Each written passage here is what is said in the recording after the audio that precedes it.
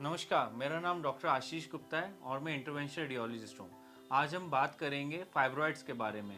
Fibroid के क्या symptoms होते हैं, बनते क्यों हैं और इनको हम कैसे ट्रीट कर सकते हैं। फाइब्रॉइड्स जो कि रसोली या बच्चेदानी में गांठ के नाम से भी जाने जाते हैं। दीज आर बिनाइन यानी कि नॉन कैंसरस होते हैं।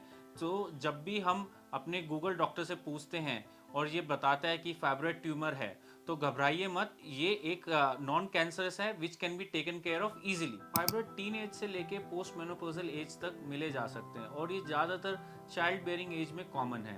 फाइब्रॉइड यानी कि रसोली ये एक मटर के साइज से लेके एक तरबूज के साइज तक हो सकते हैं और ये नंबर में एक से लेके अनेक हो सकते हैं। आखिरकार ये फाइब्रॉइड्स बनते क्यों हैं?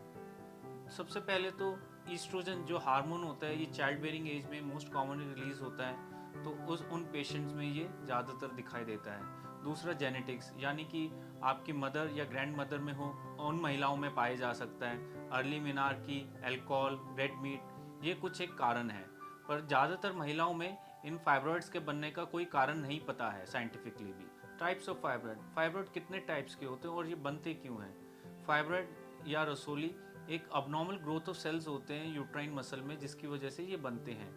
सबसे पहले जो मोस्ट कॉमन है दैट इज इंट्राम्यूरल। जो यूट्रस की जो मसल होती है ये प्योरली उसमें ग्रो करते हैं, तो इसको कहते हैं इंट्राम्यूरल।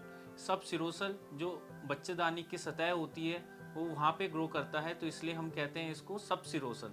तीसरा होता है सब मिकोजल, जो बच्चेदानी की जो यूट्राइन कैविटी होती है ये उसकी तरफ ग्रो करता है, तो हम इसको कहते हैं सब मिकोजल। सिम्टम्स ऑफ यूट्राइन फाइब्रॉइड, रसोली के क्या लक्षण होते हैं? जो कॉमनली फीमेल्स कंप्लेंट करती है हैवी ब्लीडिंग या प्रोलॉन्ग ब्लीडिंग, ज़्यादा दिन तक या हैवी ब्लीडिंग होती है उनको। दूसरा वो कंप्लेन करते हैं कि उनको पेन रहता है लोअर एब्डोमेन में, क्रैम्प्स आते हैं, ब्लोटिंग जैसा महसूस होता है। तीसरा प्रेशर सिम्टम्स होते हैं। अगर बच्चेदानी के सामने अगर रसोली हो तो वो आपको ब्लैडर को कंप्रेस करेगा, जिसकी वजह से आपको फ्रीक्वेंटली यूरिन आ सकता है। अगर वो बच्चेदानी के पीछे हो रसोली तो वो आपके रेक्टम पे कंप्रेस करेगा, जिसकी वजह से आपको हो सकता है constipation.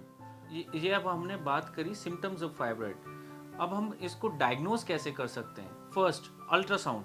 Ultrasound is the most common modality for the diagnosis of fibroids. Secondly, कुछ पेशेंट्स में हमको एमआरआई की भी जरूरत पड़ सकती है for the diagnosis of fibroid. Treatment, her fibroid को ट्रीटमेंट की जरूरत नहीं होती है।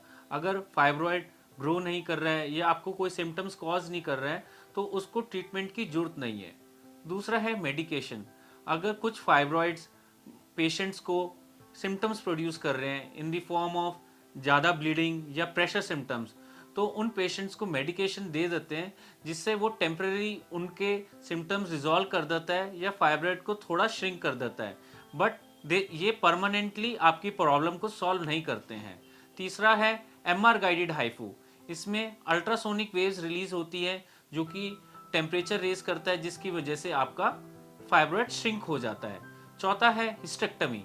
इसमें सर्जन आपके फाइब्रॉइड और बच्चेदानी को दोनों सर्जरी के द्वारा निकाल देता है। पांचवा है लेप्रोस्कोपिक और हिस्ट्रोस्कोपिक मायोमेक्टमी। इसमें दूरबीन के द्वारा या बच्चेदानी के द्वारा खाली रसोली को ही निकाला जाता है। छठा है यूट्राइन आर्टरी एम्बोलाइजेशन। इसमें इंटरवेंशनल रेडियोलॉजिस्ट बच्चेदानी की खून की नस में जाके उसको ब्लॉक कर देता है, जिसकी वजह से आपके fibroid over the period of time shrink कर जाते हैं। सेवेंथ है microwave oblation of uterine fibroid. इसमें बच्चेदानी में एक एंटीना लेके जाके उसको जला दिया जाता है, जिससे वो श्रिंक हो जाता है। ये तो हमने बात करी डिफरेंट टाइप्स ऑफ सर्जरीज की।